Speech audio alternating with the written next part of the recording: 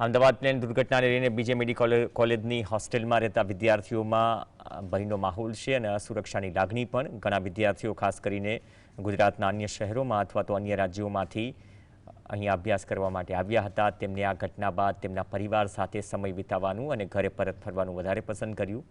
વાલીઓએ પણ દુઃખદ ઘટનાને લઈને પોતાના બાળકોને ઘરે બોલાવ્યા, જેથી તેઓ આ મુશ્કેલ સમયમાં એકબીજાની નજીક રહી શકે.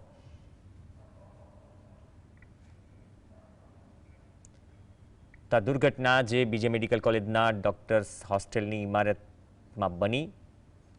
વિદ્યાર્થીઓ તેમના સામાન સાથે હોસ્ટેલમાંથી પરત લઈ જઈ રહ્યા છે. દુર્ઘટનાના કારણે ઘણા વિદ્યાર્થીઓને ઈજાઓ થઈ હોવાનું, ફ્રેક્ચર થયું હોવાનું અને અંગત વસ્તુને નુકસાન થઈ હોવાનું સ્પષ્ટપણે દેખાઈ રહ્યું છે. આ ઘટનાએ હોસ્ટેલ પરિસરમાં ભય અને અરાજકતાનો માહોલ ઊભો કર્યો. હવે વિદ્યાર્થીઓ સુરક્ષિત સ્થળે ખસી રહ્યા છે. आग बहुत आ गई थी, फ्लैट से निकलना पॉसिबल नहीं था, तो I jump through my balcony, that's why I got injured बस।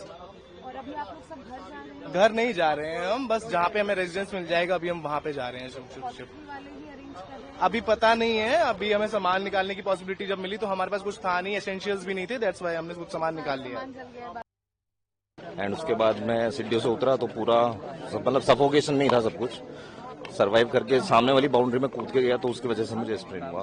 क्या टूट गया है? नहीं टूटा नहीं, स्प्रेन जैसा है, अभी एक्सरे करवाया, ठीक है, बच गया। अच्छा, अगर 10-15 सेकंड में रुक जाता तो फिर मैं नहीं निकल पाता। मतलब क्या होता, मतलब सफोकेशन एस्फिक्सिया से मर जाते। किसी का ऐसा कोई हादसा हुआ है? बहुत सारी फैमिली मेंबर्स के साथ हुआ, जो इस साइड से पीछे की साइड से उनका हुआ है। मेरा थोड़ा आगे की साइड था, तो मुझे सिर्फ ब्लास्ट वेव्स और थर्मल वेव्स और धुआं यही सब हुआ।